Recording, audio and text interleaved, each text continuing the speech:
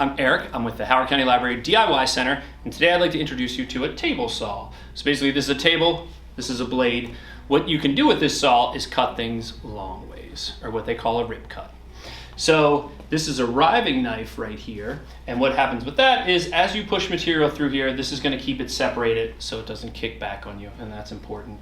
This is what they call the fence, and what this is going to do is this is going to keep your wood straight. You keep it against the fence here, and it has the measuring tape right here so you know exactly the width of this cut.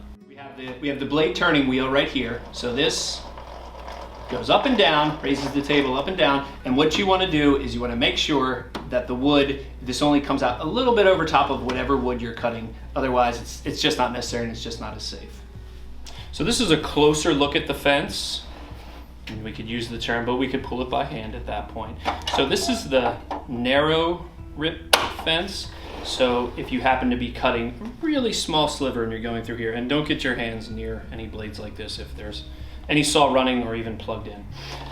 This can also serve as a shelf for if you have a larger piece of, let's say, plywood and you want a little support under there, this is going to be completely level with that. And this is the push stick, which is attached to the back of the fence here.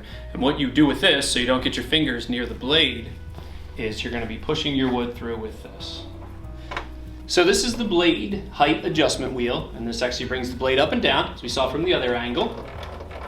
It's very easy to turn. This is the on-off switch. On, off. Flip the gray cover back down while you're using it. As I mentioned, the fence right here, this is how you move the fence. You move it with this wheel. And this is the bevel lock lever, which takes a little effort to turn. So what you can do with this is you can take this all the way to a 45 to cut a 45-degree angle into a piece of wood like that, or this is a straight cut at 0 degrees.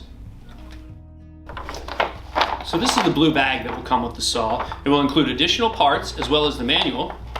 In this blue bag, you will also have the miter gauge.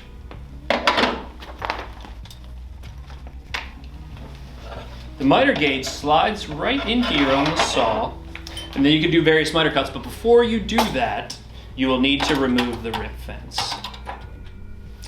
So to remove the fence, we're going to lift this black latch right here, and this is going to be on both sides of the rip fence. We lift it straight off. So this is the blade guard assembly for your safety, and this is the anti-kickback assembly, which will keep the wood down as you pull it through the table saw. This is the portable table saw stand. It has 4 holes for the screws that you can attach the table saw to the stand. Okay, so this is the bolt, the nut, and the 2 washers. You get 4 of these, and they are gonna bolt the table saw to the very portable table saw. This washer is going to go on this side, and then on the underside, it's gonna be washer followed by the nut. And you can just hand tighten this, and it should be pretty secure.